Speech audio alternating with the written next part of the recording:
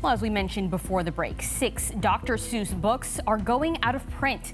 Dr. Seuss Enterprises saying the books portray people in ways that are, quote, hurtful and wrong. The company taking issue with illustrations of some Asian and African characters, saying its decision to cease publication and sales of the books was made last year after months of discussion.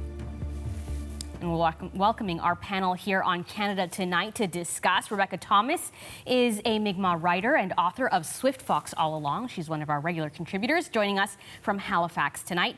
Eric Myers is a children's literature expert in Vancouver and associate professor at UBC. And Uzma Jalaluddin is the author of the upcoming novel, Hannah Khan Carries On. She's also a high school English teacher in Markham, Ontario, just north of Toronto. Thanks, everyone, for taking the time to be with us. Uzma, I'll start with you. What do you make of these 6 books being pulled from publication because of some of the imagery that's seen in some of them? And for folks who haven't seen it, I'll mention it's images of Asian characters, kind of these caricatures, images of African characters. What do you think about these 6 books being pulled? You know, when I heard about this, my initial reaction was I remember reading Dr. Seuss books to my own children, the famous ones like Cat in the Hat, Green Eggs and Ham, All the Places You Will Go. But I really think that these books that are being referred to, such as If I Ran the Zoo, they have very harmful pictures as well as words of, like you said, Black characters, Asian characters with extremely caricaturized features, and even the language is extremely offensive. My jaw dropped when I read this. So I think this is a good move. I think when we think about Dr. Seuss, we think about his playful nature, and a lot of these images are simply not conducive to be read to children. I think it's a good thing. Eric, do you agree? And we should mention some of these titles, right? If I Ran the Zoo, The Cat's Quizzer, and To Think I Saw It on Mulberry Street. To me, anyway, they're some of the lesser-known titles. We know, Cat in the Hat or Horton Hears a Who. So what do you think about these particular books being pulled? Yeah, these books in particular are not the best-known Seuss books. They're generally not only lesser known, but lesser collected. So they don't appear on library shelves as often, and they don't appear in private collections as much as well. I will admit, however, that McElligot's Pool was one of my favorites growing up. It's probably one of my favorite early Seuss books and has a great deal of nostalgia for me. And I didn't recognize what was in the book that was offensive until I revisited it after this story. And now I understand why it's being pulled, particularly for its depiction of Eskimo fish, which I can understand can be very insensitive representation to Indigenous persons. Right. Rebecca, I'll get you to jump off on that. Do you feel like these books should be, and maybe even further, not just pulled from publication, but pulled off of library shelves and bookshelves too? Or do you think we have to look at them in context? Many of them were written in the 50s. That's a challenging question, because when you look at any sort of restorative justice approach where someone who has done harm and wants to do better, they need to be able to take accountability, and Dr. Seuss isn't around to be able to do that. I think if any harm is to be addressed, it needs to be the communities who are harmed to say, can amends be made? Can we address these issues? Can the Dr. Seuss Enterprises, can they do something to help right these wrongs? And if the answer is no, then we need to move on. If the answer is, yes, or the community wants to have a discussion, it needs to be led by the communities that were harmed. Like the term Eskimo, right? Like that is considered a slur, right? It's Inuit people, right? Or not Inuit people, it's Inuit, right? And so we need to look at the language, and can the messages and the playfulness continue in a good way without causing further harm. But if it can't, then you need to have those difficult discussions of, nostalgia be darned, you got to pull them.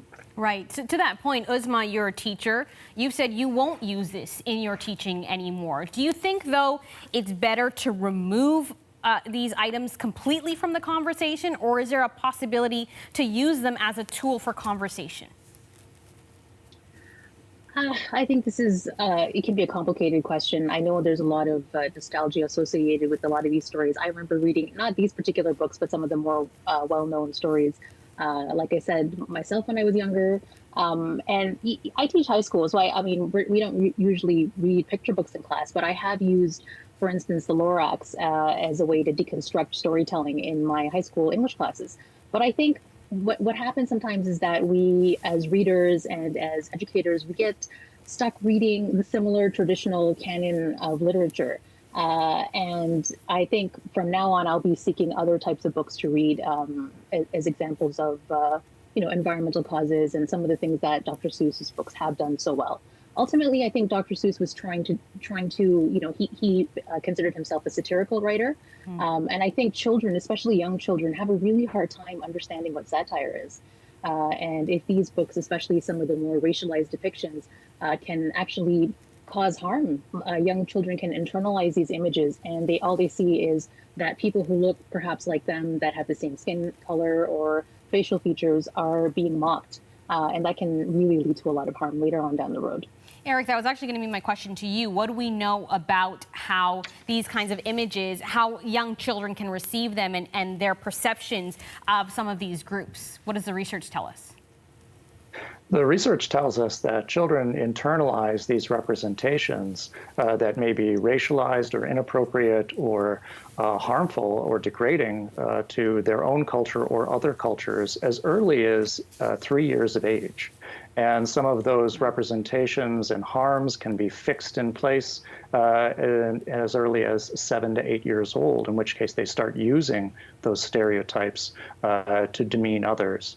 And that is exceptionally harmful, and it also recognizes the early literacy nature of these depictions and how they play an important part in not only how people learn to read, but also how they learn to see the world. So by that token, is it worth having that conversation with young children to bring these books into their world, or is it better to keep it out of it?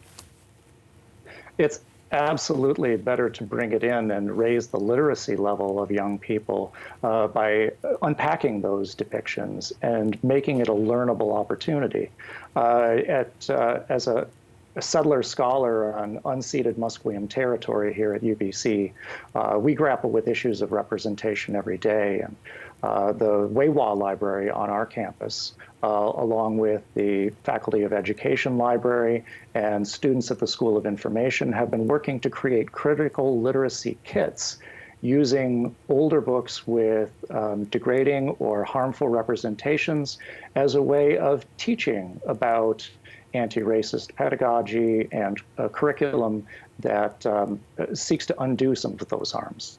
Rebecca, we heard Uzma mention the Lorax, right, as a book that has some great themes that we can bring to children. Is it possible to separate the good from the bad, the author from the art, or the art from the artist, or the author from the writing, in terms of being able to take away the good things and shun the bad things?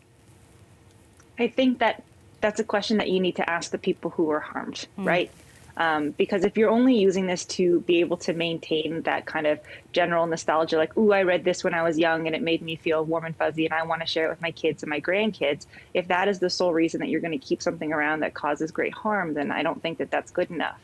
But if the community who has been harmed says, I see potential in this and I want to think of a way that we can do it better, where you make amends, where you support, literacy programs in communities that are underfunded, if there is a way in which you can do that. But again, going back to my first point, it needs to be done by the community who is harmed.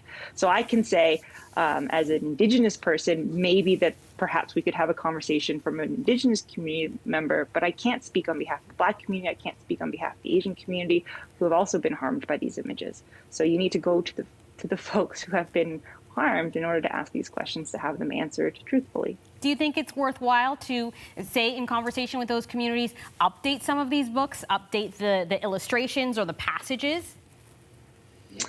I mean, depends on the spirit of the book, I suppose. Can you find something of like an underrepresented Black, Indigenous, Asian author? And I recognize that those are large groups of people, but can you find something of merit now, right? Can you, you don't have to continuously rework something that's old, that there's plenty of opportunity for, burgeoning writers of color to be able to take these same messages and do something really grand and represent their community with first voice. And I think that's a tremendous opportunity. And wouldn't it be wonderful if Dr. Seuss Enterprises would fund something like that?